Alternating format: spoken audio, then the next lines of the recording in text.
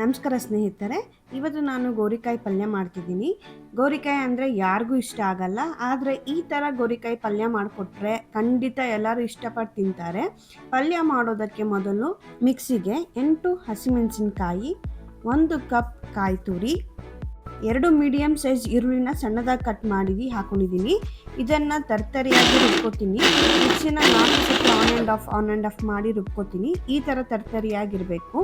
ಗೋರಿಕಾಯಿನೂ ಅಷ್ಟೇ ತರ್ತರಿಯಾಗಿ ರುಬ್ಕೋತೀನಿ.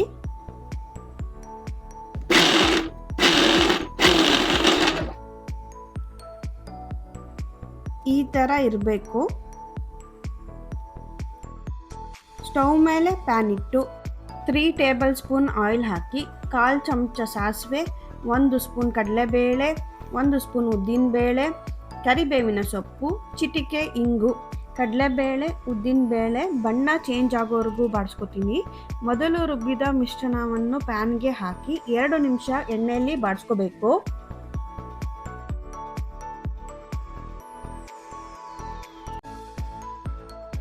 ನೆಕ್ಸ್ಟ್ ಗೋರಿಕಾಯಿ ಹಾಕಿ ಅದನ್ನು 2 ನಿಮಿಷ ಬಾಡಿಸ್ಕೋಬೇಕು.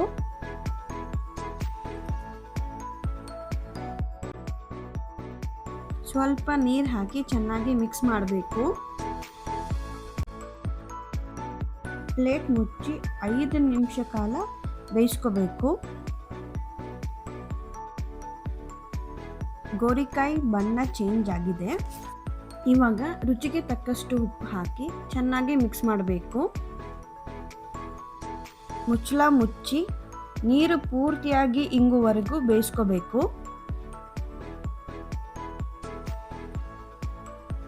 ನೀರೆಲ್ಲ ಇಂಗಿದೆ. ಪಲ್ಯ ರೆಡಿಯಾಗಿದೆ. ನನ್ನ ಚಾನಲ್ನ ಸಬ್ಸ್ಕ್ರೈಬ್ ಮಾಡ್ಕೊಳ್ಳಿ. ಈ ವಿಡಿಯೋ ಇಷ್ಟದಲ್ಲಿ ಲೈಕ್ ಮಾಡಿ, ನಿಮ್ಮ ಫ್ರೆಂಡ್ಸ್ಗೂ ಶೇರ್ ಮಾಡಿ. ಈ ಪಲ್ಯನ ಅನ್ನ, ದೋಸೆ, ಚಪಾತಿ ಜೊತೆ ತಿನ್ನೋಕ್ಕೆ ತುಂಬ ಚೆನ್ನಾಗಿರುತ್ತೆ.